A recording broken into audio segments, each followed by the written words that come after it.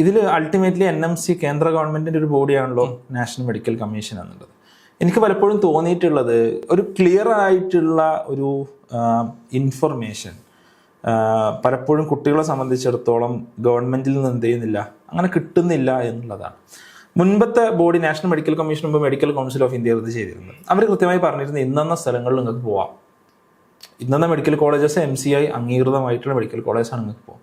NMC വന്നതിന് ശേഷം സംഭവിച്ചത് എന്താ വെച്ചാൽ NMC പറഞ്ഞു ഈ റൂൾസ് ഉണ്ട്, ഈ റൂൾസ് പാലിക്കോ ഇല്ല എന്നുള്ളതാണ് ഞങ്ങൾ നോക്കുന്നത്. NMCയോട് ആവർത്തിച്ച് നമ്മൾ പല കാര്യങ്ങളും NMCയോട് ഈ വിഷയത്തിൽ ഒരുപാട് RTI ഫയൽ ചെയ്ത് ഞാൻ വായിച്ചിട്ടുണ്ട്.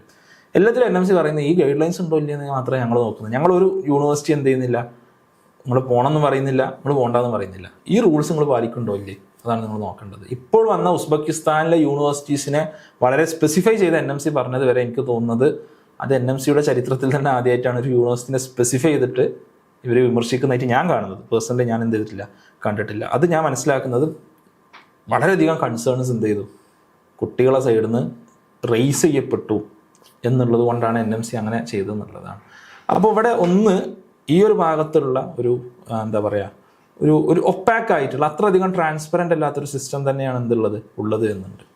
രണ്ടാമത് ഈ കുട്ടികൾ ശരിക്ക് ഇനിയിപ്പോൾ ഇവിടെ പോയി വരുന്ന കുട്ടികൾ, അതായത് 2021 മുമ്പ് പോയപ്പോൾ 2020 പോയ കുട്ടികൾ ഇപ്പോൾ 19 20 പോയ കുട്ടികൾ ഇപ്പോൾ തിരിച്ചു വന്നുകൊണ്ടിരിക്കുകയാണ്. ഇവരനുഭവിക്കുന്ന വലിയൊരു ക്രൈസിസ് ഉണ്ട്. എന്താണെന്ന് വെച്ചാൽ ഇവർക്ക് FMG എക്സാമിന് എഴുതി ക്വാളിഫൈ ചെയ്താലും ഇവർക്ക് ഇവിടെ ഇൻറ്റേൺഷിപ്പ് കൊടുക്കണമല്ലോ, അത് ഗവൺമെൻറ് കൊടുക്കണം.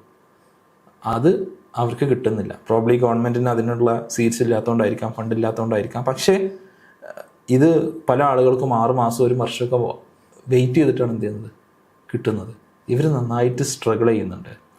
അപ്പോൾ ഇവിടെ ഒരു റെഗുലേഷൻ്റെ ഒരു പ്രശ്നം കാണുന്നുണ്ട്. ഒരു പരിധിയിൽ കൂടുതൽ ആളുകൾ ഇങ്ങനെ പോകുമ്പോൾ അതിനെ നേരത്തെ തന്നെ അത് കണ്ടറിഞ്ഞിട്ട്, എസ്പെഷ്യലി ഒരു മെഡിക്കൽ സിസ്റ്റം എന്ന് പറയുമ്പോൾ അത് നമുക്കറിയാം പറഞ്ഞ പോലെ നിയമങ്ങളുമായി ബന്ധപ്പെട്ടതാണ്. ഇവിടെ ആവശ്യത്തിൽ കൂടുതൽ ഡോക്ടർമാർ ഉണ്ടായാലും പ്രശ്നമാണ്. ഇതിനെ എങ്ങനെ അഡ്രസ്സ് ചെയ്യണം എന്നുള്ളത് എന്ത് ചെയ്തിട്ടില്ല. ആ സമയത്ത് നമ്മളൊരു ആക്ഷൻ എടുക്കാത്തതിൻ്റെ ഒരു പ്രശ്നം ഇപ്പം എന്ത് ചെയ്യുന്നുണ്ട്, ഇപ്പോൾ ഗവൺമെൻറ് അടക്കം ഇതിന് നന്നായിട്ട് അനുഭവിക്കുന്നുണ്ട് എന്നാണ് ഞാൻ മനസ്സിലാക്കുന്നത്.